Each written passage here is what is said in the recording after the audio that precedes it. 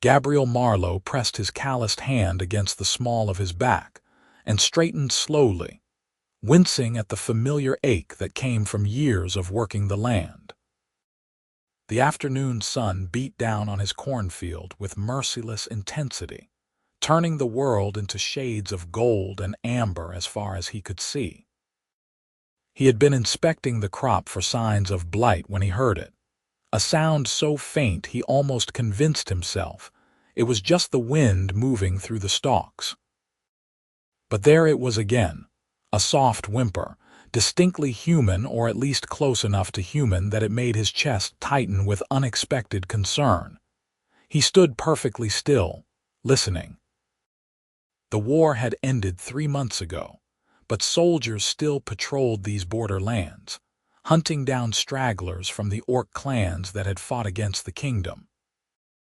Gabriel had seen enough of war during his 2 years of service to last him a lifetime, and when his father died, he had gratefully returned to take over the family farm. He wanted nothing more to do with violence, with killing, with the sight of blood soaking into churned earth. The sound came again, deeper in the corn where the stalks grew tallest and most dense. Gabriel hesitated, then reached for the long knife he kept strapped to his belt. Not because he wanted to use it, but because a man alone on a frontier farm would be a fool to investigate strange noises unarmed. He pushed between the rows of corn, their leaves rustling and whispering secrets to one another as he passed. The air was thick with the sweet smell of growing things and the dry earthiness of late summer. He found her huddled between 2 rows, her massive frame folded in on itself in a way that looked impossibly uncomfortable. She was an orc, there was no mistaking that. Her skin was a deep forest green, darker than the corn leaves around her, and her black hair hung in a tangled braid over one broad shoulder.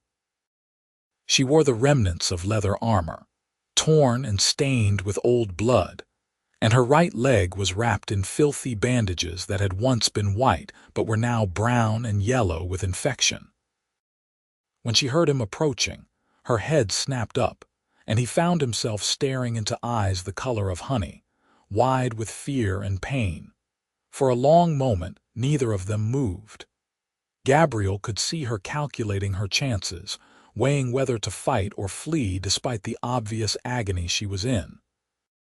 He slowly raised his empty hand, palm out, keeping the other well away from his knife. "I am not going to hurt you," he said quietly, as though speaking to a frightened animal. "You are injured." Her lips pulled back, revealing small tusks that gleamed white in the dappled sunlight. "Stay back," she warned, her voice rough and accented but perfectly understandable. "I do not want trouble." "Then we have something in common," Gabriel replied. He deliberately sat down on the ground, crossing his legs beneath him to make himself less threatening. "My name is Gabriel. This is my land. What is your name?" She stared at him with naked suspicion, her body trembling with either fever or exhaustion or both. "Why do you care?" "Because you are bleeding in my cornfield, and if you die here it will bring me nothing but problems," he said honestly. "The soldiers come through here every few days. If they find you, they will kill you. If they find your body, they will ask questions I would rather not answer." Her jaw clenched, and he saw something crumble in her expression. "Then tell them now. Get it over with. I cannot run any more." Gabriel looked at her properly now, taking in the gauntness of her face, the way her armor hung loose on her frame, the infection spreading from her wounded leg. She was dying, slowly, and they both knew it. Something in his chest twisted painfully. He had seen too many people die during the war, had held too many hands as the light faded from too many eyes.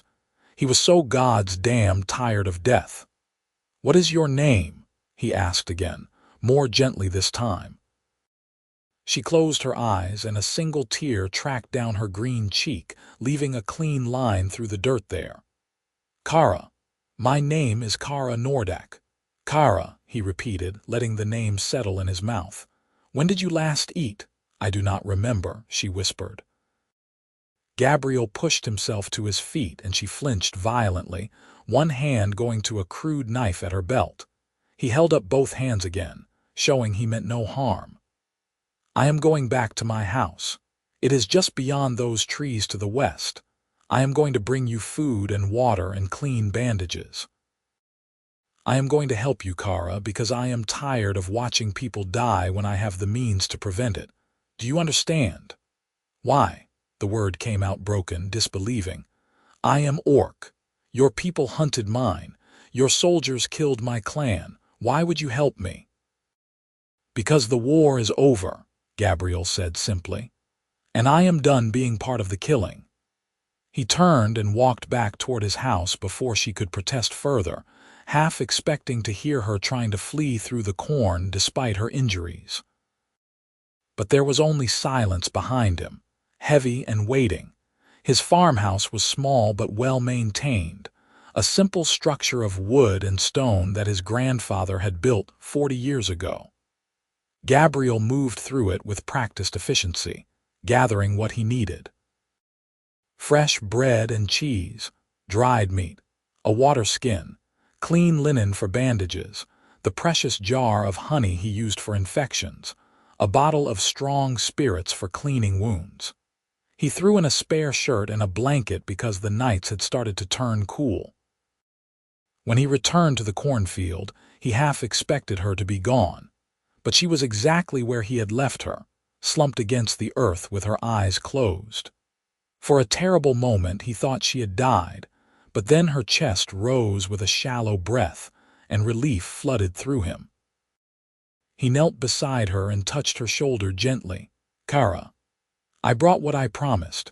Her eyes opened slowly, unfocused and glassy with fever. Up close, he could see she was younger than he had first thought, probably no more than 20 summers, still barely more than a girl despite her impressive size. She looked at the supplies he had brought with such raw longing that it made his heart ache. I need to look at your leg, he said. May I? She nodded weakly, past the point of resistance. Gabriel carefully unwrapped the filthy bandages, trying not to grimace at what he found beneath. The wound was deep, a sword cut that ran from her knee to mid-thigh, and it was badly infected. The flesh around it was swollen and hot to the touch, angry red lines spreading outward under her green skin. This is bad, he said honestly, but I have seen worse survive. I need to clean it properly and it is going to hurt, a lot. I have known pain, Cara said quietly. Do what you must. Gabriel worked as quickly and gently as he could, using the spirits to clean the wound while she bit down on a strip of leather to keep from crying out. To her credit, she made almost no sound, though tears streamed down her face and her whole body shook. He packed the wound with honey which would help fight the infection, then wrapped it in clean linen. By the time he finished, she was panting with exhaustion. Drink this, he said, holding the water skin to her lips. She drank deeply, desperately, and he had to pull it away before she made herself sick. Slowly. There is plenty more. He broke the bread into pieces and fed them to her one at a time, along with small bites of cheese and meat. She ate like someone who had been starving, which he supposed she had been. After she had eaten her fill, he helped her drink more water, then spread the blanket over her. You need to rest now, he said. I will come back tonight with more food and to check your bandages.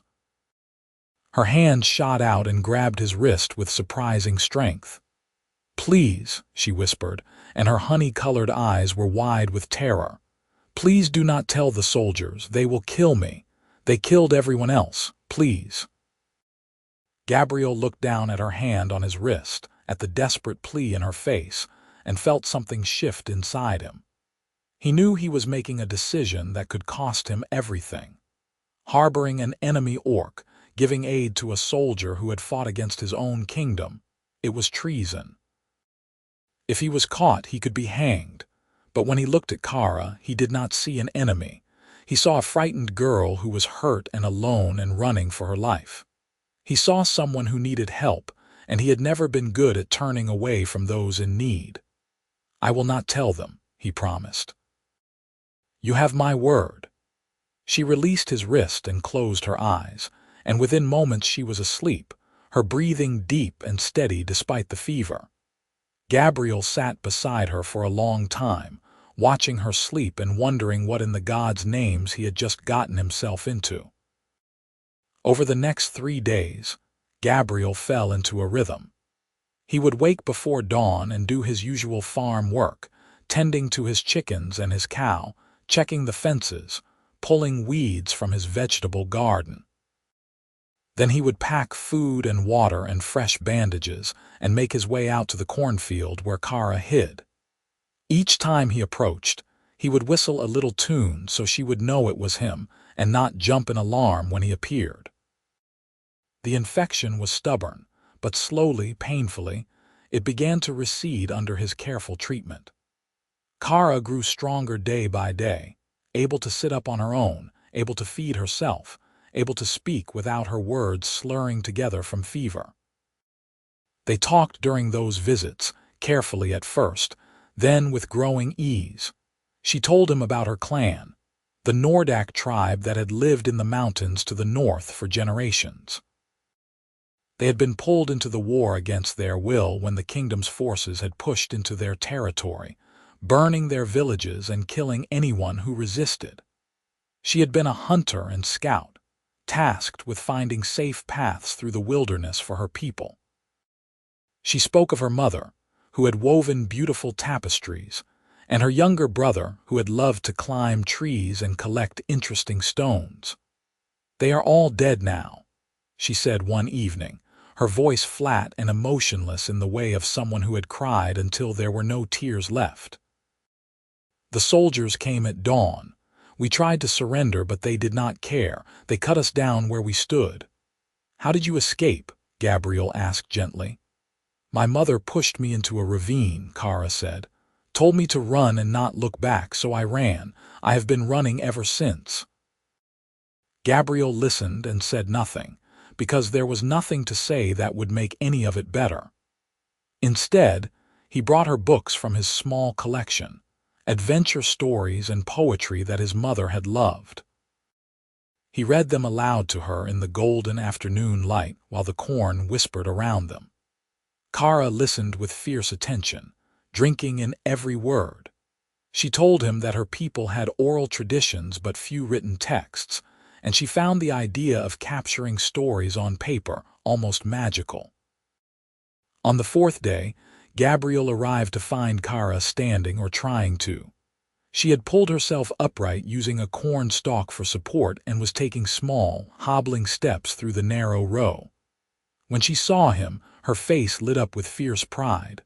"Look," she said, "I am not helpless." "I never thought you were," Gabriel replied, but he could not help smiling at her determination. "But you should not push yourself too hard.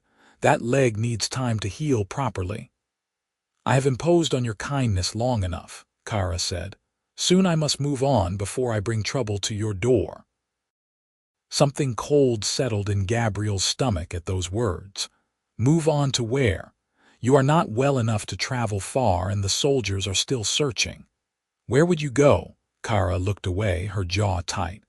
"I do not know, but I cannot stay here forever. It is not safe for you." "Let me worry about what is safe for me," Gabriel said firmly. "You are staying until that leg is properly healed, and that is final. Besides," he added, trying to lighten the mood, "you still have not finished the story I was reading yesterday. Do you not want to know if the knight rescues the princess?" Despite herself, Cara laughed, a rusty sound as though she had not done it in a long time. "Very well, but only to learn the fate of the princess." The moment of levity passed, but something had shifted between them. Gabriel found himself looking forward to his visits to the cornfield with an eagerness that had nothing to do with duty, and everything to do with the way Cara's eyes lit up when she laughed, or the way she listened so intently when he spoke about his life on the farm. He told her about his childhood, about learning to plant and harvest from his father, about his mother who had died from fever when he was 12, about the 2 years he had spent as a soldier and how deeply he had hated every moment of it. "You do not like violence," Cara observed one day. "That is rare in a human man." "I have done violence," Gabriel said quietly. "During the war, I killed when I had to, but I never enjoyed it, and I am glad to be done with it." "You are a gentle soul," Cara said, and there was something in her voice that made his heart beat faster. "That is a precious thing." On the 7th day, Gabriel was in his vegetable garden when he heard horses approaching.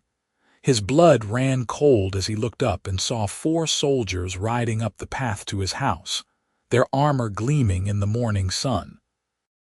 He forced himself to remain calm, to keep pulling weeds as though nothing in the world was amiss, even though his mind was racing.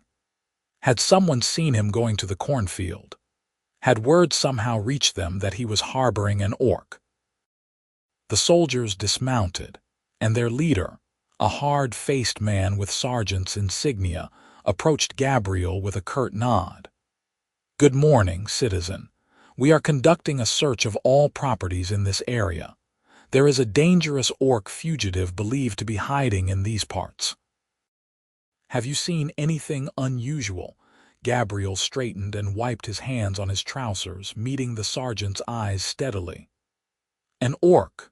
No, I have seen nothing like that. What did this orc do?" "Survivor from the Nordak tribe," the sergeant said. "We have orders to eliminate all remaining members. They are dangerous, you understand, cannot be allowed to regroup." Something hot and furious rose in Gabriel's chest, but he kept his face carefully neutral. "I understand, but as I said, I have seen nothing. Just me and my crops out here." The sergeant looked around, his gaze sweeping over the farmhouse, the barn, the chicken coop. "Mind if we take a look around? Standard procedure." Gabriel's heart was pounding so hard he was certain they could hear it, but he forced a shrug. "Of course. Look wherever you like." He watched with mounting dread as the soldiers searched his property, going through his barn, his house, even his root cellar. One of them started walking toward the cornfield, and Gabriel's throat went dry. But the man only walked along the edge, peering into the rows for a moment before shaking his head and returning to his companions. "All clear," the soldier reported. "Just corn." The sergeant nodded, apparently satisfied. "Very well. If you see anything at all, you report it immediately to the garrison in town." "Understood." "Yes, sir," Gabriel said. "Of course." After the soldiers left, Gabriel stood frozen for a long moment, his legs shaking with relief. That had been far too close. When he finally made his way out to the cornfield that evening, he found Cara pale and tense, her hand gripping her knife so hard her knuckles had turned a lighter shade of green. "I heard the horses," she said. I thought you had turned me in." The hurt in her voice cut him deeper than any blade. Gabriel knelt beside her and took her free hand in both of his. "I gave you my word," he said intensely. "I would never betray you. Never. Do you understand?" Cara stared at him, and something shifted in her honey-colored eyes. "Why?" she asked, and it was the same question she had asked the first day, but now it carried a different weight. "Why are you risking so much for me? I am nothing to you, just an orc, an enemy." "You are not my enemy," Gabriel said. "You are Cara. You are the woman who laughs at the bad jokes in adventure novels and gets angry when characters make stupid decisions. You are the person who told me about your brother's rock collection and your mother's tapestries. You are someone who deserves to live, who deserves kindness, and if I can give you that, then I will." "Gabriel," she whispered, and the way she said his name made his chest ache. He became aware suddenly of how close they were, of how her hand felt in his, warm and rough and strong. Of how her eyes had gone soft and wondering, how her lips had parted slightly. The air between them felt charged with something he was afraid to name. "I should go," he said quietly, but he made no move to pull away. "It is getting dark." "Stay," Cara said just as quietly. "Just for a little while longer." So he stayed, sitting beside her as the sun set and painted the sky in shades of orange and purple and deep blue. They did not speak, but the silence was comfortable, companionable, full of things neither of them quite knew how to say. When full darkness fell, Gabriel finally forced himself to his feet. "I will come back tomorrow," he promised. "I know," Cara said, and she smiled up at him in the starlight. Gabriel walked back to his house in a daze, his mind whirling. He was in dangerous territory, he realized, and he did not mean the threat of discovery by soldiers. He was beginning to care for Cara in a way that went far beyond simple compassion or duty. The thought should have frightened him. Humans and orcs did not. They could not. It was unthinkable. But when he closed his eyes that night, all he could see was the way she had looked at him in the fading light, and all he could feel was the warmth of her hand in his. The next morning brought a complication Gabriel had not anticipated. He was feeding his chickens when he saw a woman walking up the path from town, a basket over her arm. He recognized her immediately as Eliza Hartwell, a widow who lived on the neighboring property. She was pleasant enough, though she had made it clear on several occasions that she thought a young, unmarried man like Gabriel should be looking for a wife. "Good morning, Gabriel," she called cheerfully. "I brought you some fresh eggs and bread. I know how busy harvest season keeps you, and I thought you might appreciate something other than your own cooking for a change." "That is very kind of you, Eliza," Gabriel said, taking the basket. "Thank you." "It is no trouble at all," she said, and there was a hopeful look in her eyes that made him uncomfortable. "I was thinking, there is a harvest dance in town next week. Perhaps you might like to attend. We could go together." Gabriel searched for a polite way to refuse and found none. "I appreciate the offer, but I am not much for dancing.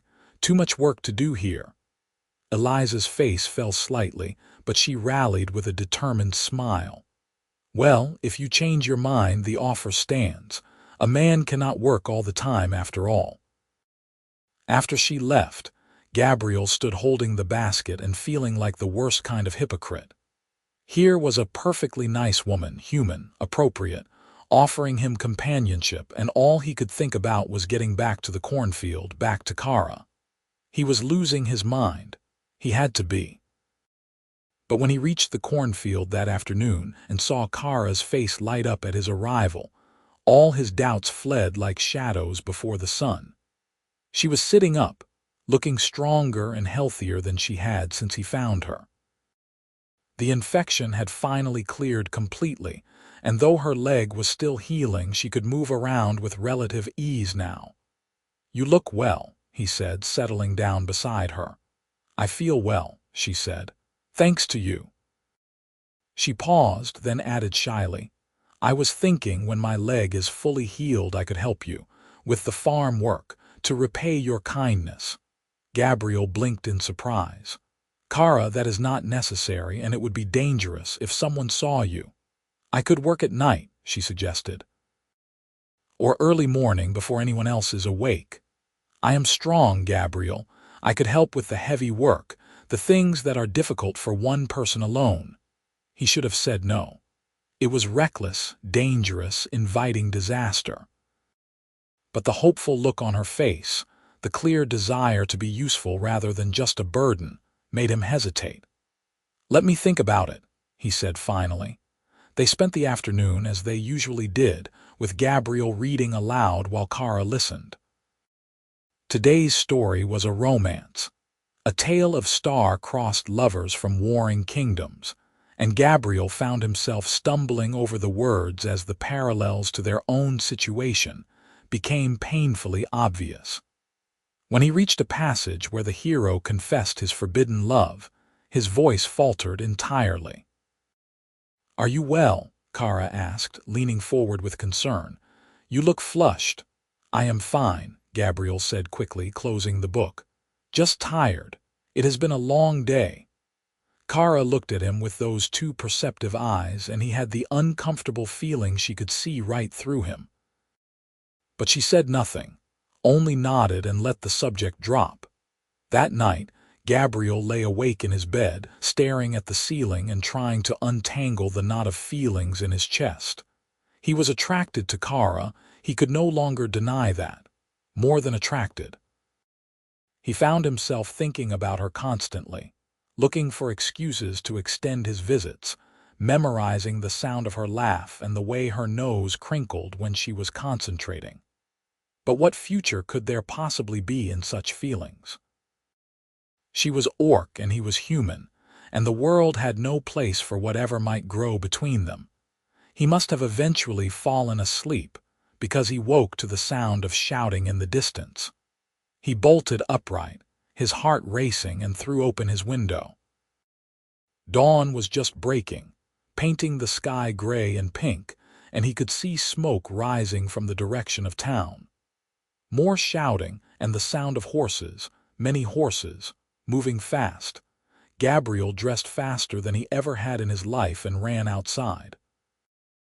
A rider was galloping down the road and Gabriel flagged him down desperately. "What is happening, orc raiders?" the man panted, his eyes wild with fear. "Attack the garrison at dawn. The survivors are regrouping, going to hunt them down. Get inside and bar your doors." The rider kicked his horse and was gone before Gabriel could ask anything more.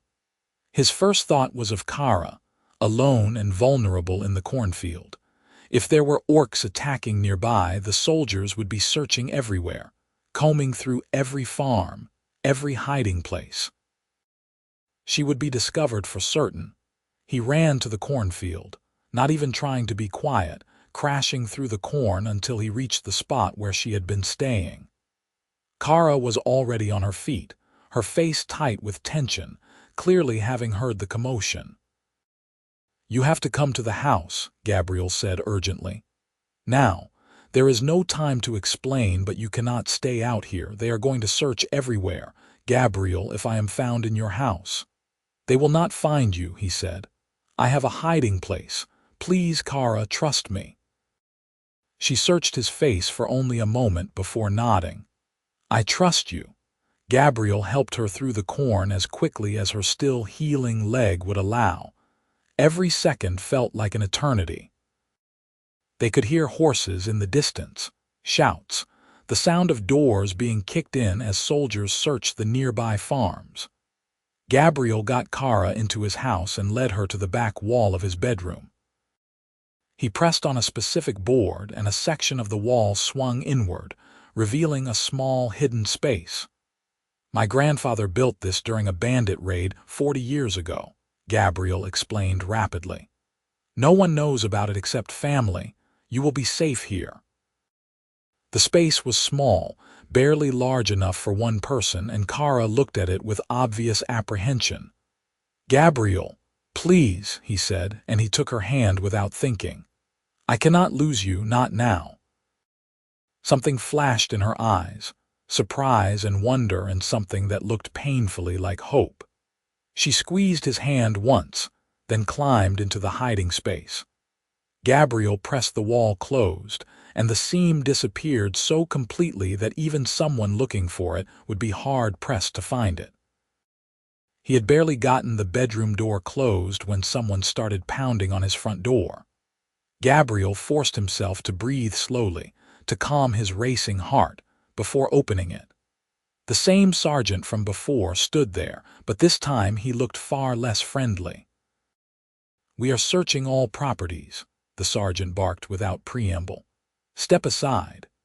Gabriel moved out of the way and soldiers flooded into his small house. They were rough this time, overturning furniture, dumping out drawers, checking every possible hiding spot. Gabriel stood with his arms crossed and tried to look annoyed rather than terrified. They searched for what felt like hours but was probably only minutes, and finally the sergeant emerged from the bedroom shaking his head. Nothing, he said, clearly frustrated. Check the barn and the fields. Gabriel watched as they combed through his property, and his stomach sank when several soldiers headed into the cornfield. But the corn was high and dense, and there were acres of it. After a while, the soldiers emerged, looking hot and irritated. "If you see anything," the sergeant said to Gabriel, "you report it immediately. These are not civilized orcs. They are raiders, killers. They will not hesitate to murder you in your sleep." "I understand," Gabriel said, keeping his voice level. After the soldiers finally left, Gabriel waited a full hour before opening the hidden space. Cara practically fell out, gasping for air in the cramped darkness. Gabriel caught her automatically, and suddenly they were pressed close together, her hands gripping his shoulders, his arms around her waist. "I am sorry," he said. "I know it was tight in there." "You saved me again," Cara said, and her voice was rough with emotion. "Gabriel, you keep saving me." They were so close that Gabriel could feel the warmth of her breath on his face, could count the subtle variations of green in her skin, could see the flecks of gold in her honey-colored eyes. His gaze dropped to her lips, to the small tusks that curved up from her lower jaw, and he found himself wondering what it would be like to kiss her, to close the small distance between them and damn the consequences. "Cara," he started, not knowing what he was going to say, only knowing he had to say something, but she pulled back, putting distance between them, and the moment shattered. "I should go back to the cornfield. It is safer if we are not together when someone comes." "No," Gabriel said firmly. "You are staying in the house. The soldiers have already searched here today. They will not come back, and even if they do, you will be safer in the hiding space than out in the open." Cara looked like she wanted to argue, but finally she nodded. "Just for today, until we know it is safe." "Just for today," Gabriel agreed, even though he already knew he would not let her go back to sleeping rough in the cornfield. Not when he had a warm house and the means to keep her safe. They spent the day in a strange sort of domesticity. Gabriel made them both breakfast, a simple meal of eggs and bread, and Cara watched him move around the kitchen with obvious fascination.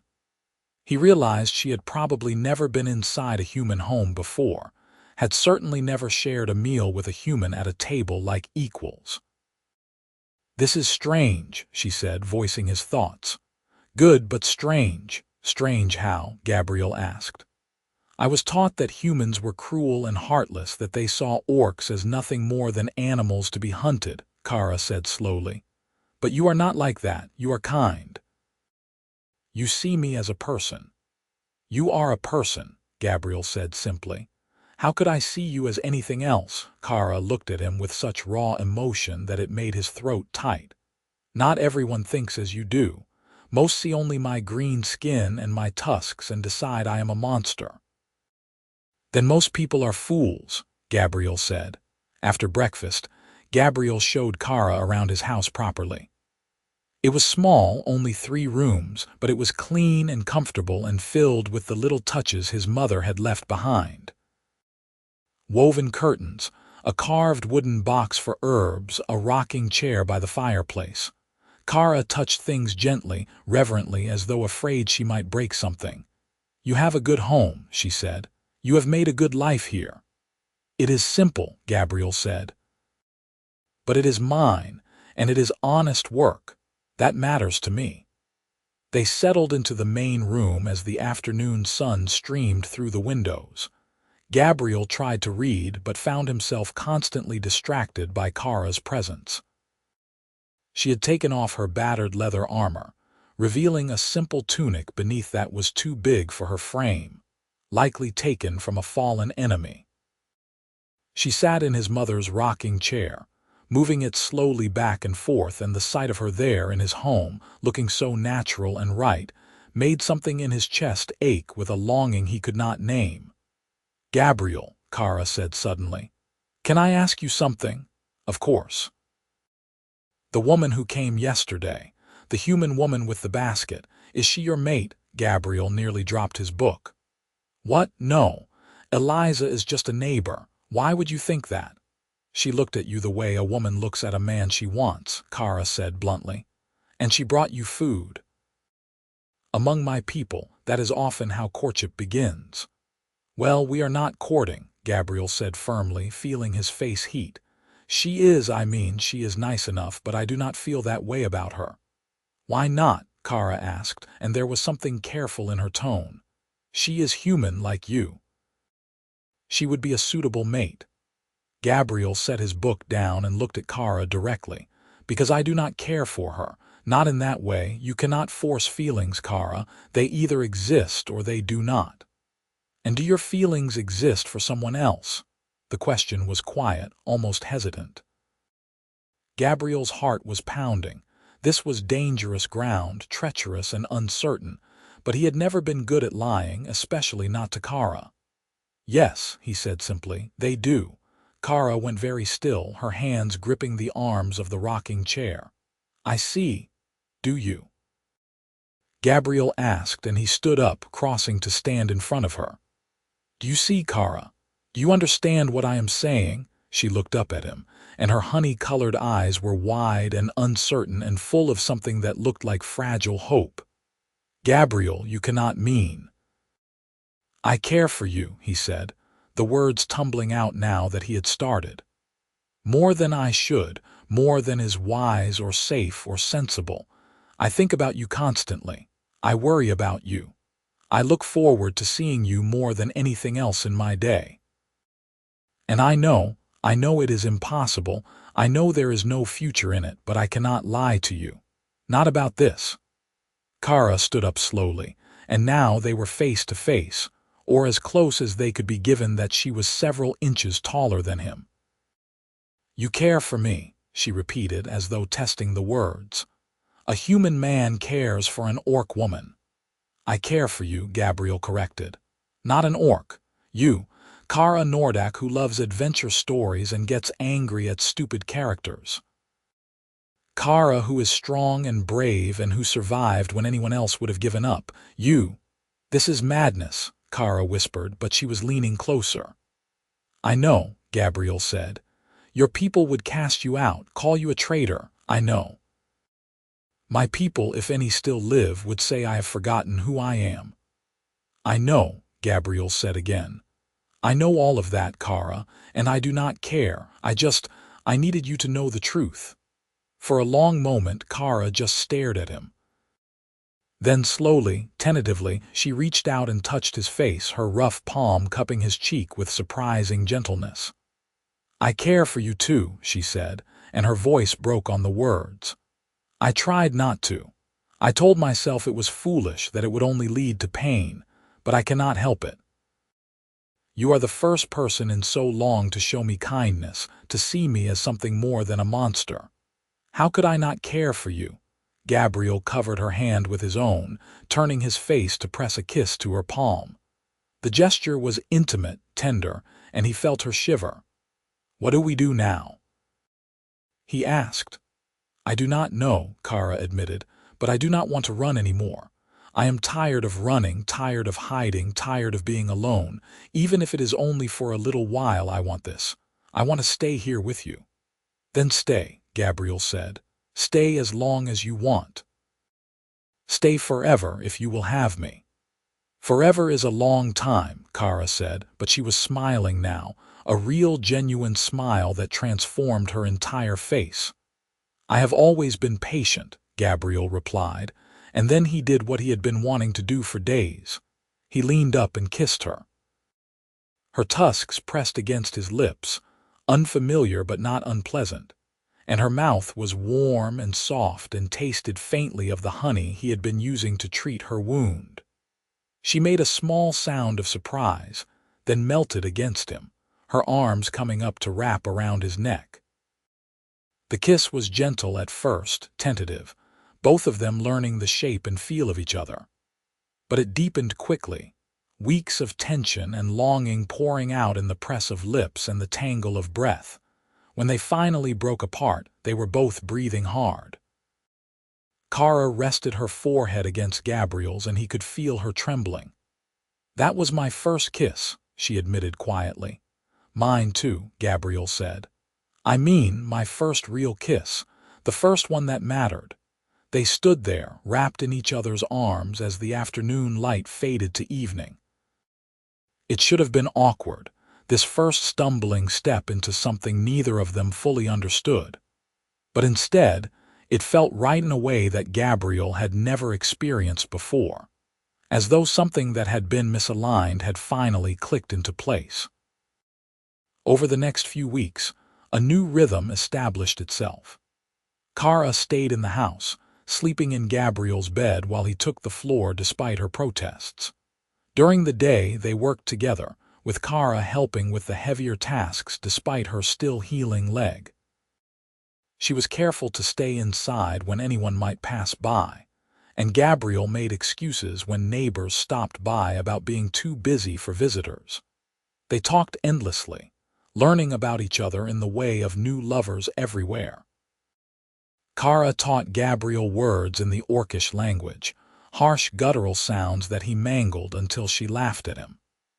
Gabriel taught her to read, slowly working through the basic primers his mother had used to teach him, and Cara proved to be a quick and eager student. They cooked together, with Cara showing him how her people prepared food over open fires, while Gabriel demonstrated the basics of baking bread in his oven. And they learned each other in other ways too, through careful touches and stolen kisses, through the simple intimacy of falling asleep in the same room and waking to see each other's face first thing in the morning. Gabriel had never been in love before, but he was fairly certain this aching, wonderful, terrifying feeling was exactly that. One evening, about a month after Cara had first come to stay in the house, they were sitting together by the fireplace when she suddenly turned to him with a serious expression. "Gabriel, we need to talk about what happens when winter comes." He had been dreading this conversation, but he knew she was right. "What do you mean?" "I mean I cannot stay here forever hiding in your house," Cara said. "It is not fair to you and it is not sustainable. Eventually someone will discover me, or I will slip up, or something will happen. We need a plan." "What kind of plan?" Gabriel asked, though his heart was already sinking. "I could try to reach the northern mountains," Cara said slowly. "There are remote areas there where I might be able to survive on my own. Or there are rumors of orc settlements even further north, beyond the kingdom's reach. I could try to find them." The thought of Cara leaving, of facing the wilderness alone, made Gabriel feel physically ill. "No," he said firmly. "That is too dangerous. You would be traveling through hostile territory with no supplies, no support. You would never make it." "Then what do you suggest?" Cara asked, and there was frustration in her voice. "That I hide in this house for the rest of my life. That I risk your safety every single day I stay here." "I suggest we find a different solution," Gabriel said. "There has to be another way." "Like what?" Cara demanded. "Please, tell me what magical solution exists where an orc and a human can live together openly without facing persecution or worse." Gabriel stood up and started pacing, his mind racing. She was right, of course. In the kingdom, orcs were barely tolerated even in the best of times, and these were not the best of times. Any relationship between an orc and a human would be seen as scandalous at best, treasonous at worst. But there had to be something, some option he was not seeing. "What if we left?" he said suddenly. "Both of us. What if we sold the farm and took the money and went somewhere far away where no one knows us?" Cara stared at him. "You would leave your home, your land, everything you have built here." "For you? Yes," Gabriel said without hesitation. "Cara, this farm, it is just a place. It is land and wood and stone. You are everything. If I have to choose between this place and you, there is no choice." "Gabriel, you do not know what you are saying," Cara said, but her voice was thick with emotion. You would be giving up everything, your whole life, on the hope that we could find somewhere to be together. That is insane." "Maybe," Gabriel agreed. "But I would rather have an insane chance at happiness with you than a safe, comfortable life without you." Cara stood up and crossed to him, taking his face in both her hands. "You are the most foolish, wonderful man I have ever met," she said, and there were tears on her cheeks. "But I cannot let you do this. I cannot let you throw away everything for me." "You are not letting me do anything," Gabriel said. "I am making my own choice, and I choose you. I will always choose you." They kissed then, deep and desperate, clinging to each other as though they could hold back the entire world through sheer force of will. When they broke apart, Cara was shaking her head, but she was smiling through her tears. "We are both fools," she said. "Probably," Gabriel agreed. "But at least we are fools together." They spent the rest of the evening making plans, tentative and uncertain, but plans nonetheless. Gabriel would quietly sell the farm, claiming he wanted to try his luck in one of the larger cities to the east. With the money, they would buy supplies and travel documents, assuming they could forge something that would pass inspection for Cara. Then they would head west, to the frontier territories where law and order were less strictly enforced, and where a human and an orc might be able to carve out a life together. It was a long shot. They both knew that. The chances of everything going smoothly were slim. But it was a chance, and that was more than either of them had dared to hope for.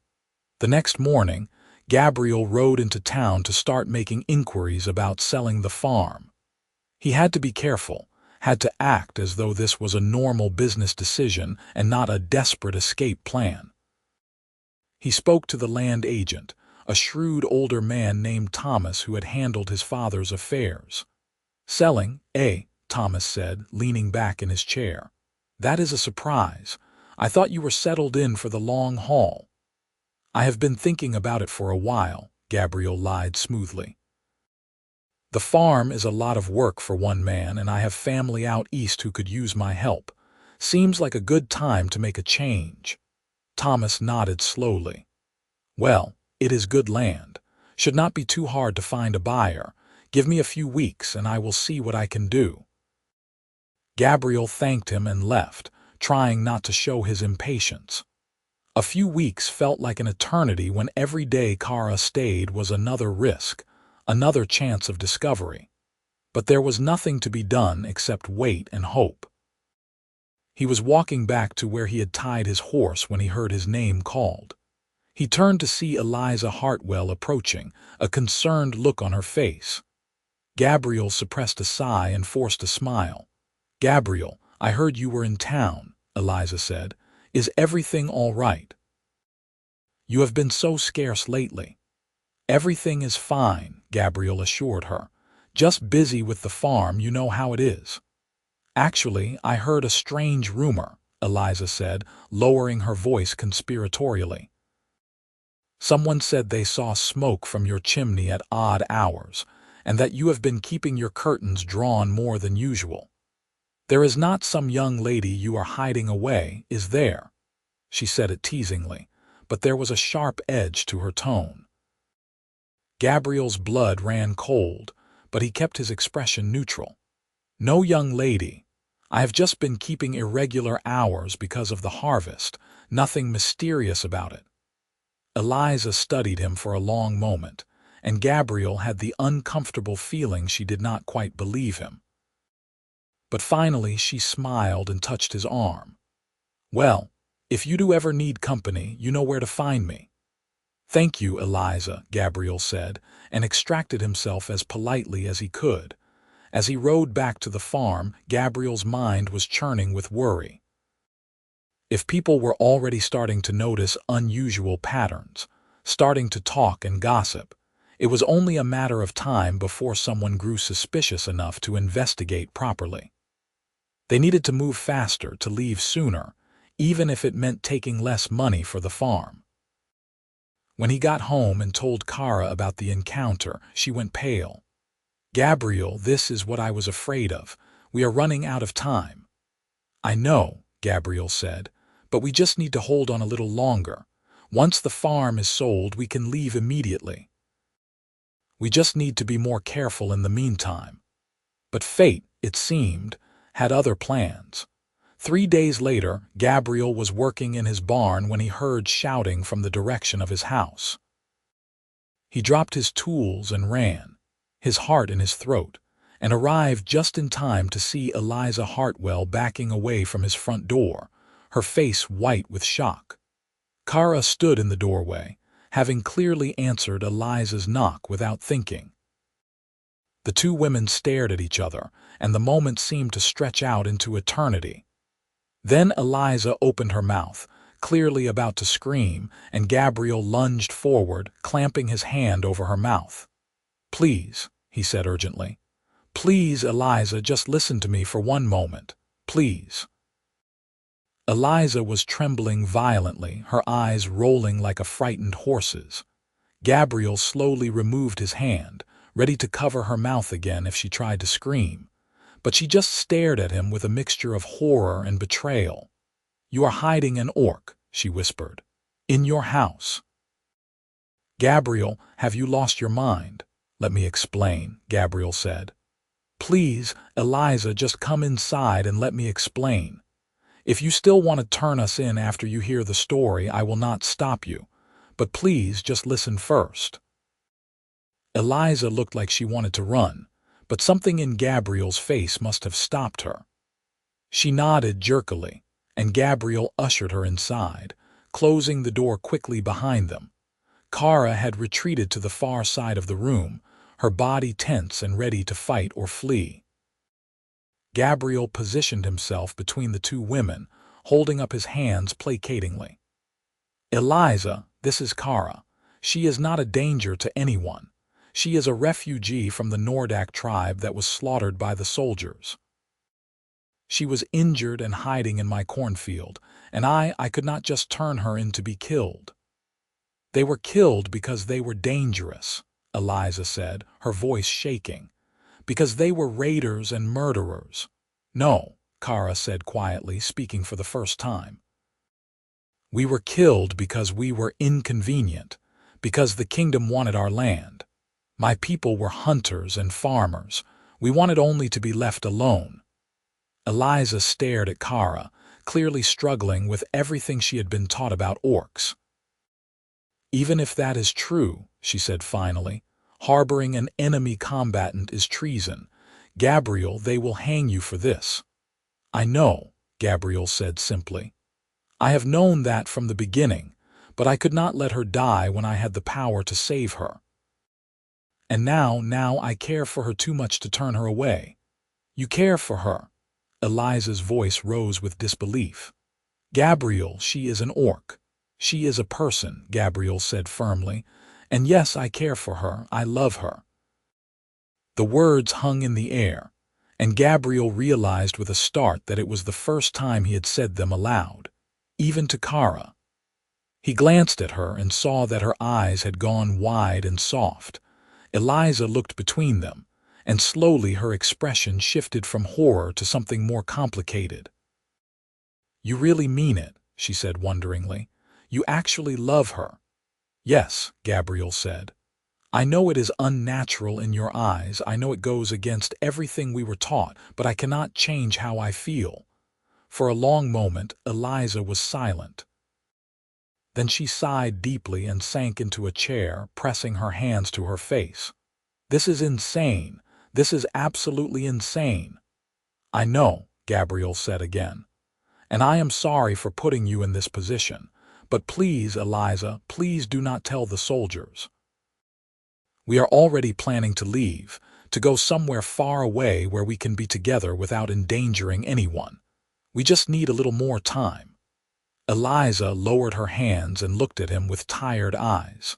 "I should turn you in. I should tell the soldiers immediately and have this situation dealt with. That would be the right thing to do, the proper thing." Gabriel's heart sank, but he nodded. "I understand. But, Eliza continued, and Gabriel's head snapped up in surprise.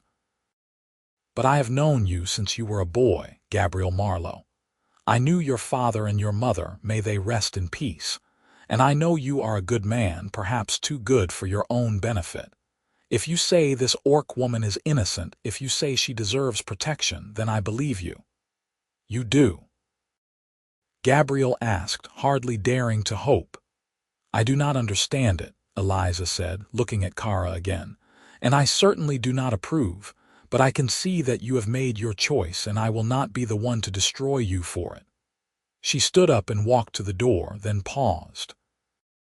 "You had better leave soon, Gabriel, very soon, because I may not tell the soldiers, but I cannot promise that someone else will not notice and make the connection." "Thank you," Gabriel said, and he meant it with his whole heart. "Thank you, Eliza." She looked at him one last time, her expression sad. "Be happy, Gabriel. If you are giving up everything for this, you had better be happy." After she left, Gabriel and Cara stood in silence for a long moment. Then Cara crossed to him and pulled him into a fierce embrace. "You told her you loved me," she said against his shoulder. "I do love you," Gabriel said, wrapping his arms around her. "I should have said it sooner, but I love you, Cara, more than anything." "I love you too," Cara said, and her voice was thick with tears. "I never thought I would say those words to anyone, let alone a human. But I love you, Gabriel Marlowe." They held each other as the afternoon light streamed through the windows, and for a moment everything else faded away. The danger, the uncertainty, the impossible odds, none of it mattered. They had each other, and they had love, and somehow that felt like enough. But Eliza's warning proved prophetic. The very next day, Gabriel received word that the land agent had found a potential buyer who wanted to see the property immediately. It was faster than Gabriel had hoped, but it also meant scrambling to prepare. He and Cara spent the day hiding all traces of her presence, stashing her belongings in the hidden room, making sure nothing looked out of place. The buyer arrived the following afternoon, a stern-faced merchant from the nearest city who walked through the property with a critical eye. He poked at walls, tested the floorboards, examined the fields and the barn with the air of someone determined to find fault. Gabriel followed behind him, answering questions and trying to seem like a man making a simple business decision rather than someone desperate to sell and flee. Finally, after what felt like hours, the merchant turned to him. "The land is good and the house is solid. I will give you 2,000 marks for it." It was less than the property was worth, and they both knew it, but Gabriel was in no position to negotiate. "I will take it," he said, "on the condition that we can finalize the sale within the week." The merchant raised an eyebrow. "In a hurry?" "I have plans out east that I need to attend to," Gabriel said smoothly. "The sooner we can settle this, the better." After some haggling over details, they agreed to meet in town in 5 days to sign the papers and exchange money. It was cutting things dangerously close, but it was the best Gabriel could hope for. When the merchant finally left, Gabriel returned to the house to find Cara pacing nervously. 5 days, he told her. 5 days and then we can leave." 5 days, Cara repeated. "Anything could happen in 5 days." "I know," Gabriel said, "but we just have to be careful and hope for the best." Those 5 days were among the longest of Gabriel's life. Every sound made him jump. Every horse in the distance made his heart race. He and Cara barely slept, taking turns keeping watch through the night. They packed what they would take with them, which was not much. Some clothes, some food, a few precious mementos. Everything else would be left behind, remnants of lives they were leaving forever. On the 4th night, Cara could not sleep. She sat by the window staring out at the moonlit fields, and Gabriel joined her, wrapping a blanket around both their shoulders. "You regret it?" she asked quietly. "Helping me, choosing this path?" "Never," Gabriel said firmly. Not for a single moment. I have destroyed your life, Cara said, and there was anguish in her voice. Everything you built here, everything you had, you are losing it all because of me. Gabriel turned her to face him, taking her face in his hands. You have not destroyed my life, Cara. You have given me a reason to live. Before you, I was just going through the motions, working the land because it was expected, existing but not truly living. You changed that. You made me feel things I never thought I would feel, want things I never thought I would want. And yes, we are leaving. Yes, we are giving up comfort and security. But we are gaining something infinitely more valuable. We are gaining the chance to be together, to build a life on our own terms. How could I ever regret that? Cara kissed him then, deeply and desperately, and Gabriel lost himself in the taste and feel of her.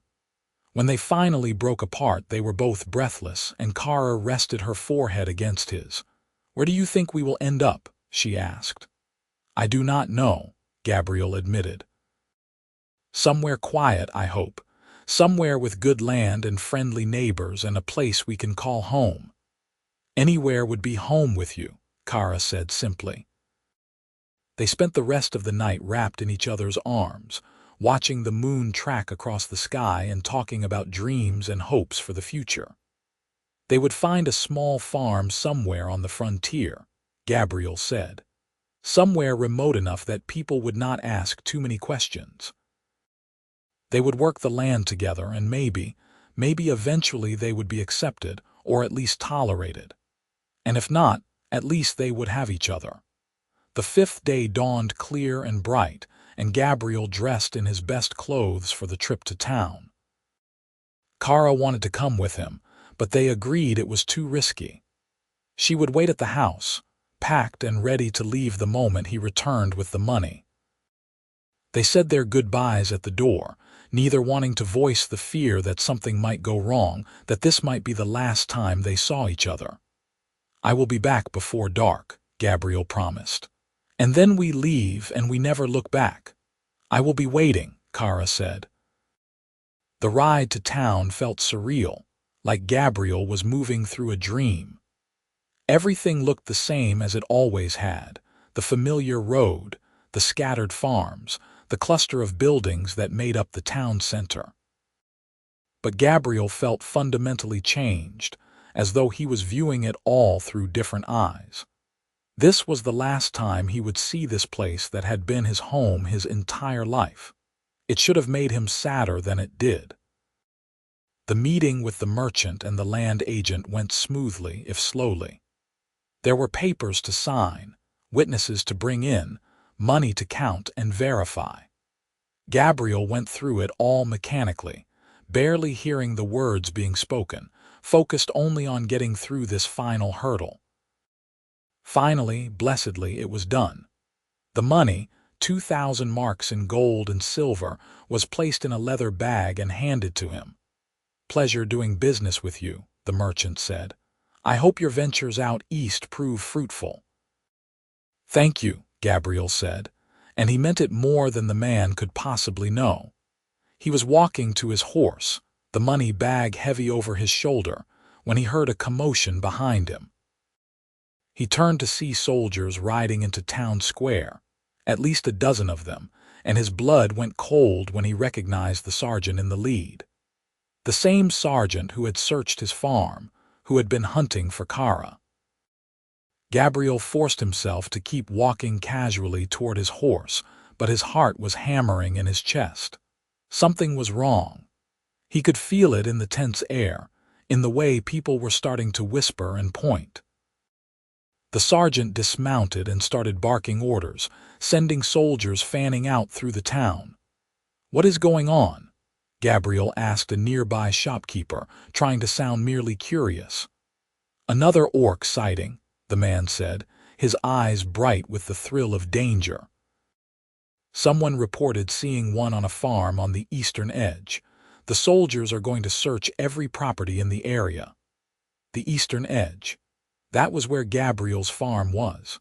Eliza must have told someone, or someone else had seen something, or, It did not matter how it had happened. What mattered was that soldiers were heading to his farm right now, and Cara was there alone. Gabriel did not think. He threw himself onto his horse and kicked it into a gallop, racing out of town so fast that people shouted in surprise and alarm behind him. He heard the sergeant yell something, heard horses starting to follow him, but he did not slow down. He had to get to Cara, had to warn her, had to get her away before the soldiers arrived. His farm came into view, and Gabriel's heart nearly stopped. There were already soldiers there, at least 5 of them, surrounding his house with weapons drawn. Gabriel pulled his horse to a skidding stop and leaped off, running toward the house. "Cara," he shouted. "Cara, run!" The door to his house burst open and Cara emerged, her face pale but determined. She had her crude knife in one hand and a pack over her shoulder. She must have heard the soldiers coming and was trying to flee. But now she was surrounded, trapped with nowhere to go. "Stand down." The sergeant's voice rang out behind Gabriel, and he turned to see the man riding up with more soldiers. "That orc is under arrest for crimes against the kingdom. Step aside, citizen, before you get hurt." "No," Gabriel said, and he moved to stand between Cara and the soldiers. "She has committed no crimes. She is a refugee, nothing more." "She is an enemy combatant," the sergeant said, "and you are under arrest for treason for harboring her. This is your last chance. Step aside." Gabriel looked back at Cara, at her honey-colored eyes filled with fear and determination and love, and he made his decision. He drew his knife, the long farming blade he had carried since he was a boy, and held it ready. "If you want her, you will have to go through me," he said. "Gabriel, no," Cara said, her voice breaking. "Do not do this. Do not throw your life away for me." "I am not throwing it away," Gabriel said. "I am living it, finally, truly living it." The soldiers advanced, and for a moment time seemed to slow down. Gabriel could see everything with perfect clarity. The soldiers' faces, hard and merciless. Cara's expression, torn between love and horror. The money bag still hanging from his shoulder, the fortune that would have bought them a new life together. It all felt distant, unimportant compared to the single burning truth in his chest. He loved her. He would protect her, even if it cost him everything. Then several things happened at once. Cara let out a roar, the deep guttural battle cry of an orc warrior, and charged past Gabriel, directly at the soldiers. Gabriel shouted and ran after her, knife raised. The soldiers raised their weapons and the sergeant shouted orders.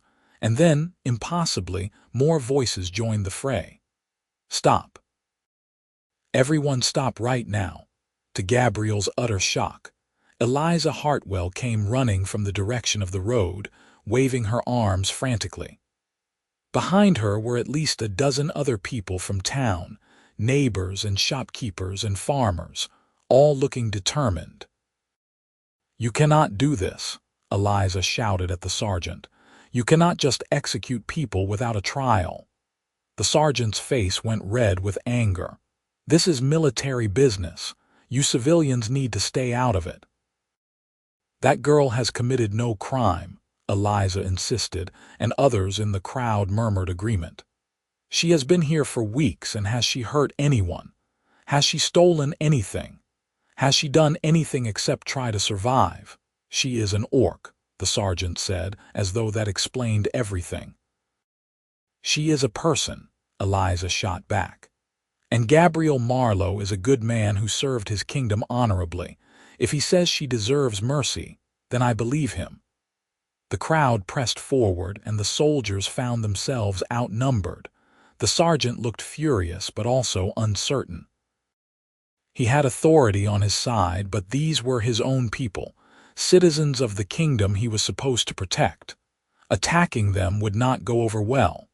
"This is not over," the sergeant said, glaring at Gabriel. "But we will take this to the magistrate. Let the law decide." It was not the victory Gabriel had hoped for, but it was better than immediate execution. The soldiers backed off, though they kept their weapons ready, and Gabriel slowly lowered his knife. Cara came to stand beside him, and he could feel her trembling.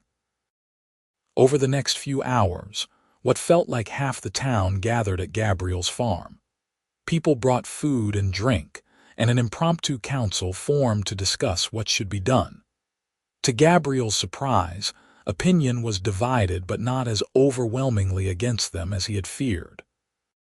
Some people, especially the older men who had fought in the war, were adamant that Cara should be turned over to the military. But others, particularly those who knew Gabriel well, argued for leniency. "The war is over," Thomas the land agent said firmly. "At some point, we have to stop treating every orc as an enemy and start figuring out how to live in peace. If this girl has done no wrong, then she has done no wrong, green skin or no." "And what of Gabriel?" Eliza added. "He is one of ours. Are we really going to let the military hang him for showing mercy?" The debate went on for hours, getting more heated as people argued back and forth. Gabriel and Cara sat together throughout it all, their hands clasped tightly, watching their fate being decided by others. As the sun began to set, the magistrate arrived, a stern older woman named Margaret who served as the legal authority for this part of the kingdom. She listened to testimonies from both sides, heard the sergeant's accusations and Eliza's defense, questioned Gabriel and Cara directly. Finally, as full darkness fell, she stood and called for silence.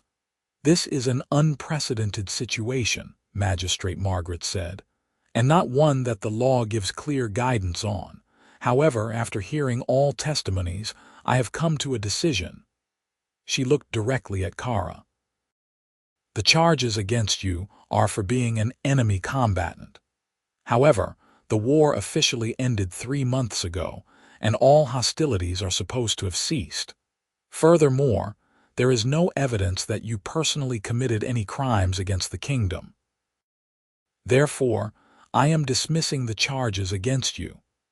A cheer went up from part of the crowd, while others muttered angrily. The sergeant looked like he had bitten into something sour. "As for you, Gabriel Marlowe," the magistrate continued, "you are charged with treason for harboring an enemy of the state. However, given my ruling on Cara Nordak, she was not technically an enemy at the time you gave her shelter. Therefore, while your actions were ill-advised and reckless, they do not rise to the level of treason. You are free to go." This time the cheer was louder, and Gabriel felt his legs nearly give out with relief. Cara made a sound that might have been a sob or a laugh or both, and squeezed his hand so hard it hurt. "However," Magistrate Margaret said loudly, cutting through the celebration, "I am recommending that both of you leave this area. You have caused significant disruption and distress, and I fear that your continued presence will only lead to more conflict. Do I make myself clear?" "Yes, Magistrate," Gabriel said quickly. "We were already planning to leave." "Good," she said. "Then I suggest you do so soon. And I pray that wherever you go, you find more peace than you have found here." The crowd dispersed slowly, some people coming to congratulate Gabriel and Cara, others leaving with disapproving looks. Eliza approached last, her expression tired but pleased. "I told the magistrate I would vouch for you," she said to Gabriel, "and I gathered as many people as I could to speak on your behalf. I hope it was enough." "It was more than enough," Gabriel said, and he pulled her into a grateful hug. "Thank you, Eliza. You saved our lives." "Well, you had better make good use of those lives," Eliza said, but she was smiling. "Now go on. Pack your things and leave before someone changes their mind." Gabriel and Cara did exactly that. They worked through the night, loading their few possessions onto Gabriel's wagon along with supplies for the journey. By dawn, they were ready. Gabriel took one last look at the farm that had been his home, at the fields he had worked, at the house where he had been born. Then he climbed onto the wagon beside Cara, took up the reins, and started driving west. They traveled for weeks, following rough frontier roads into territory that was barely mapped. They passed through small settlements and wild country, sleeping under the stars more nights than not.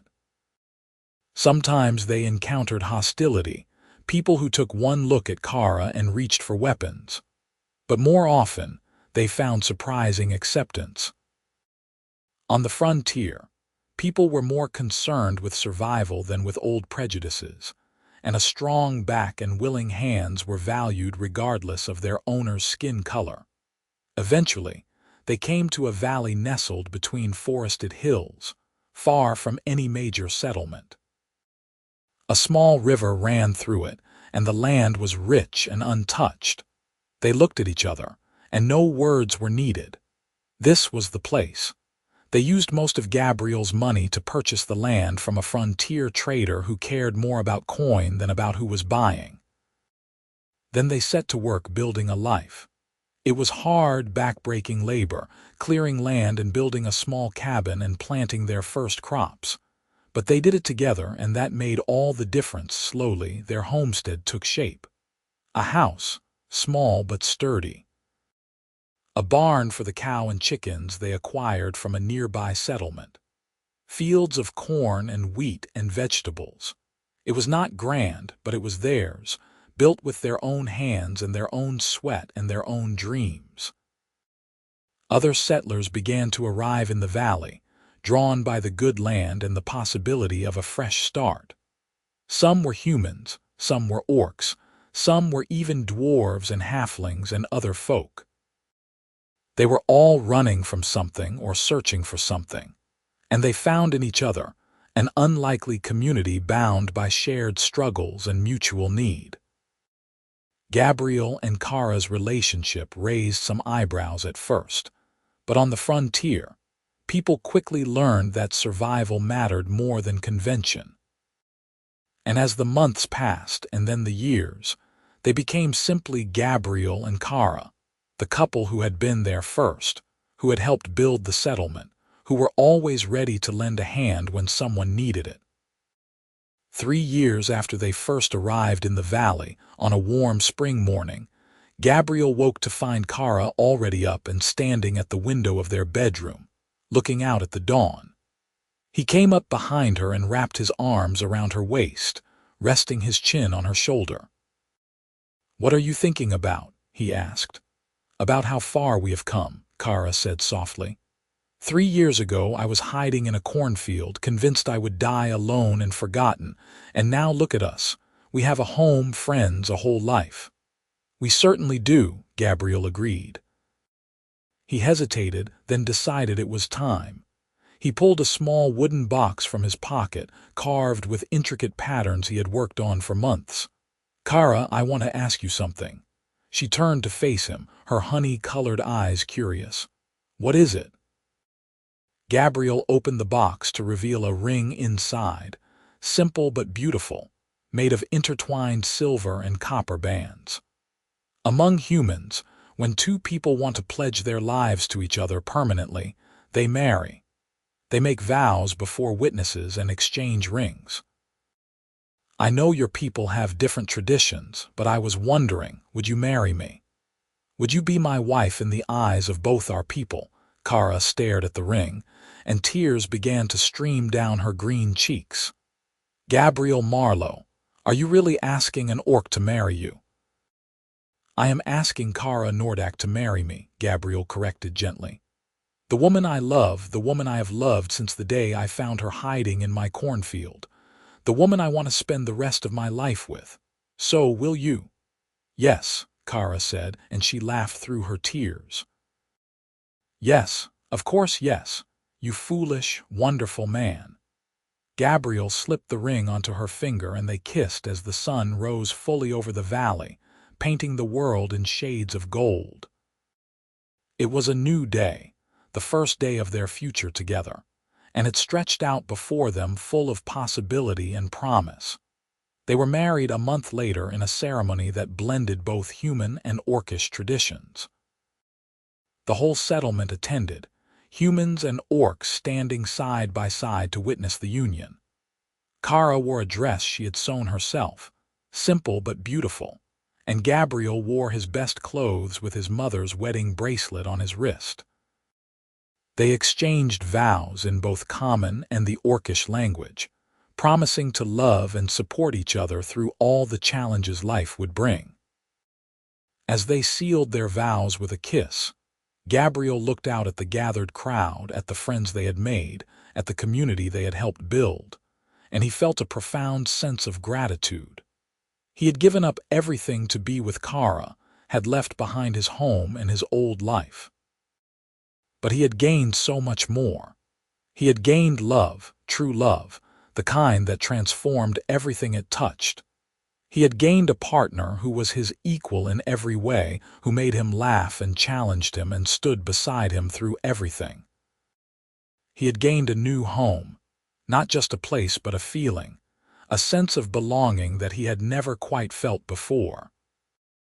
And as he led his new wife through the celebrating crowd, his hand clasped firmly in hers, Gabriel knew with absolute certainty that he would make the same choice again without hesitation. Because Cara was worth everything. Their love was worth everything. And no matter what challenges the future might bring, they would face them together. Years passed, and the settlement grew into a proper town. Gabriel and Cara's farm prospered, and they became respected members of the community. They faced hardships, of course. There were bad harvests and harsh winters, illnesses and accidents and all the normal struggles of frontier life. But they faced them together, and that made all the difference. They never forgot where they had come from, the cornfield where their story began, the desperate flight and the difficult choice that had brought them to this place. Sometimes, on quiet evenings, they would sit on their porch and watch the sun set over their land, and they would talk about those early days with a mixture of sorrow and gratitude. You ever wonder what would have happened if I had not hidden in your cornfield? Cara asked one such evening, years into their marriage. If I had kept running, or if you had turned me in. I try not to, Gabriel admitted. Because thinking about a world without you in it feels wrong somehow, like imagining a world without the sun. You always know exactly what to say, Cara said, leaning her head on his shoulder. I have had a lot of practice, Gabriel replied, and they both laughed. As the stars began to emerge in the darkening sky, they sat together in comfortable silence, two souls who had found each other against all odds and refused to let go. They had built something beautiful out of fear and desperation, had turned a moment of mercy into a lifetime of love. And if anyone had told that young soldier returning from the war, or that frightened orc girl hiding in the corn, that this was the future that awaited them, neither would have believed it. But it was true nonetheless. Love, real love, had a way of making the impossible possible, of transforming the world into something better than it had been before. And Gabriel and Cara were living proof that sometimes the most important choice a person could make was simply to be kind, to see another person's humanity, even when the rest of the world insisted they were a monster. Years continued to pass, and eventually Gabriel and Cara grew old together. Their hands became weathered, their steps slower, their bodies marked by decades of hard work and good living. But the love in their eyes never dimmed, never faded, never became anything less than it had been that first day in the cornfield when a desperate girl had begged a kind man not to tell the soldiers, and he had made the choice that would change both their lives forever. And when they finally passed, many years later within weeks of each other, they were laid to rest together in the cemetery on the hill overlooking the town they had helped found. Their headstone was simple, bearing both their names and a single line that summed up everything they had been to each other. Together always. The town they had built continued to thrive, a place where humans and orcs and all folk could live together in peace, where love was judged not by the color of one's skin, but by the content of one's heart. And though Gabriel and Cara were gone, their legacy lived on in every mixed couple who found acceptance there, in every child who grew up learning that differences were something to celebrate rather than fear, in every person who chose kindness over hatred and love over prejudice. Because that, in the end, was the real magic of their story. Not that an orc and a human had fallen in love, though that was remarkable enough, but that they had proven through their lives together that love could overcome anything, that mercy and kindness and simple human decency could change the world in ways that wars and hatred never could. And sometimes, on quiet evenings when the wind blew just right through the valley, people swore they could hear laughter on the breeze, the joyful sound of two souls who had found each other and refused to let anything, not prejudice, not fear, not even death itself, tear them apart. It was the sound of love eternal, of a promise kept, of a story that would never truly end as long as there were people who believed in the power of compassion and the possibility of hope. That was the legacy of Gabriel Marlowe and Cara Nordak, the farmer who found an orc girl hiding in his cornfield and chose mercy over fear, and the orc woman who learned that not all humans were monsters, that some were capable of extraordinary kindness and breathtaking love. Their story became legend, passed down through generations, a reminder that the most important battles are not fought with swords and armies, but with open hearts and the courage to see the person behind the prejudice. And so their tale ended, not in tragedy, but in triumph. Not in separation, but in unity. Not in hate, but in love, eternal and unbreakable, proving once and for all that when you strip away the differences that divide us, we are all just souls seeking connection, seeking acceptance, seeking someone to love and be loved by in return. Gabriel and Cara found that in each other, and in doing so, they changed their corner of the world forever, making it a little bit brighter, a little bit kinder, and a whole lot more full of love than it had been before they found each other in that tall, golden cornfield where it all began.